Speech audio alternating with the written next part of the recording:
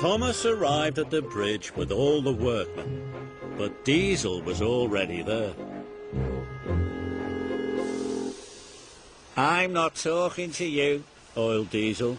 You played a trick on me. You gave me bananas. I'm not talking to you either, puffed Thomas. Harvey cleared the tracks, but Harry and Bert didn't talk to him. Stinky Steamy's made us late, Harry grumbled. Edward and Henry brought bricks to the airport building site. And they didn't talk to Diesel either.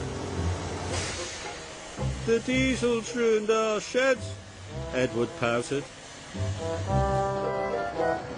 The Diesels weren't talking to the steam engines. And the steam engines weren't talking to the Diesels. They were all cross. Later, Thomas came across Diesel 10 again.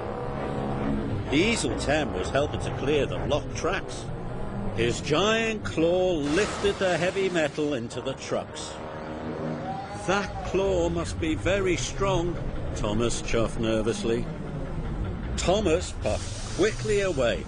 He didn't want to be near Diesel 10 or his crushing, crunching claw. That night at Knapford Sheds, Thomas started talking again. He told Emily all about Diesel 10 and all about his day's work. Be quiet and go to sleep, wheezed Emily. She just wanted peace and quiet. But when Thomas fell asleep, he started to sleep whistle. It kept Emily awake. Emily really wished Thomas could go back to Tidmouth Sheds.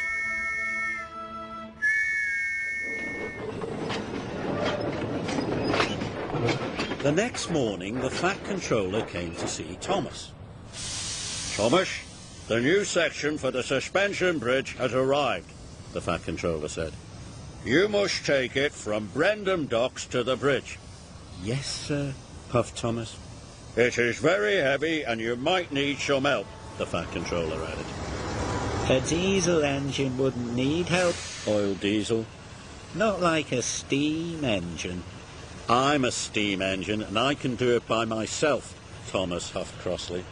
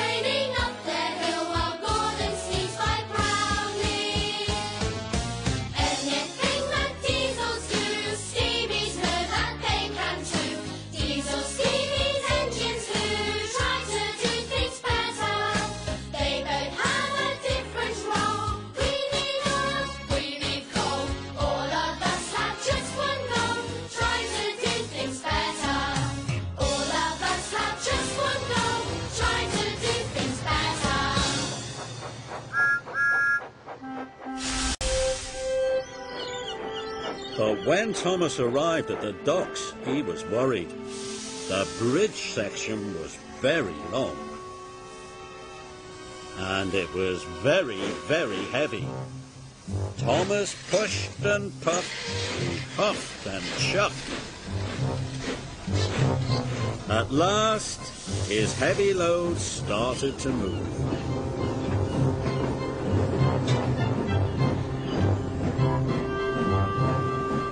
Thomas puffed slowly up the line. His pistons pumped and his axles ached.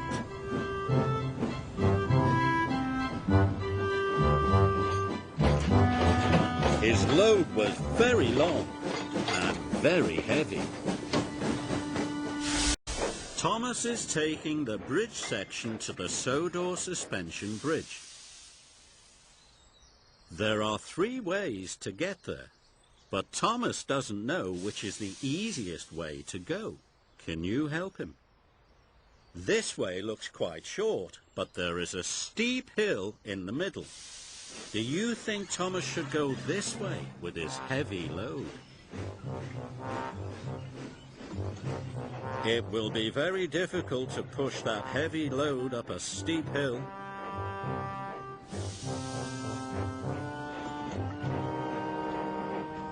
Is there an easier way for Thomas to go? This way is quite short too, but there is a very sharp bend in the track.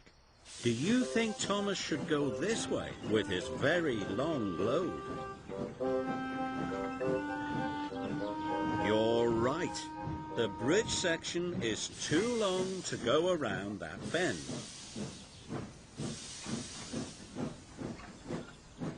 Is there an easier way for Thomas to go? The last way is longer than the other 2, but there are no hills and no sharp bends. Do you think Thomas should go this way? That's right. This is the way that Thomas should go. Well done, Thomas.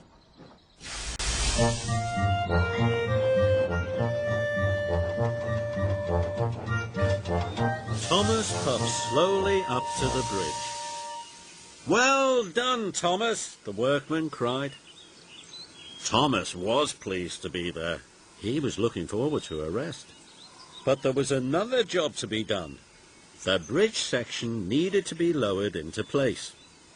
I'll do it, Diesel oiled. I'm the strongest, much stronger than this Steamy. No, let Thomas try, the foreman said. He's already proved how strong he is. Thomas was very proud. Diesel was cross. The workmen attached lots of cables to Thomas. Thomas slowly took up the strain, but the section was heavy. His wheels slipped. The workmen were worried. Thomas puffed harder and harder and held the beam steady. He edged forwards, slowly lowering the section. It got heavier and heavier. Thomas had to work very hard to hold the section steady until finally it was lowered into place. The workmen cheered. You are a very strong engine, called one of the workmen. And very useful indeed, called another. Thomas was as tired as he had ever been, but he was so proud he felt like his boiler would burst. Steamies are better than diesels, boasted Thomas. This made Diesel crosser than ever. That afternoon, Thomas had to collect some paint for the bridge. Thomas puffed into the yard and backed up to the paint trucks. But Diesel was in the yard too. Now I'll show Thomas who's best, Diesel whispered, and he gave the trucks an extra hard shunt. Paint pots flew into the air and splattered down all over Thomas. There was green paint, yellow paint and red paint. Thomas looked very silly indeed. Stripy boiler, laughed Diesel, and he rolled away. I'll show those Diesels, puffed Thomas. So the next time Thomas saw Harry, he gave him a biff.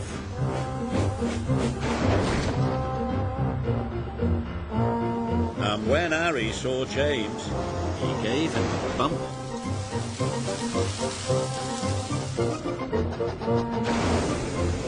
Soon the diesels and the steamies were biffing and banging and being bumped all over the island.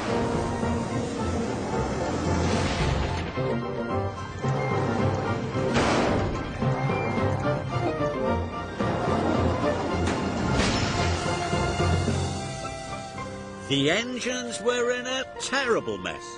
Everyone needed a good washdown, and no work had been done.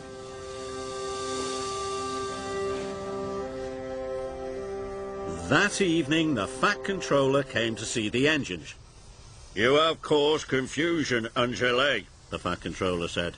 "The bridge isn't painted, and we will not be able to open the airport. No holidaymakers will come to Sodor this year," he added sternly. All the engines were sad. "No holidaymakers?" moaned Thomas. "And no aeroplanes," groaned Percy. "And now you will never move out of my sheds," puffed Emily. All of the engines were miserable.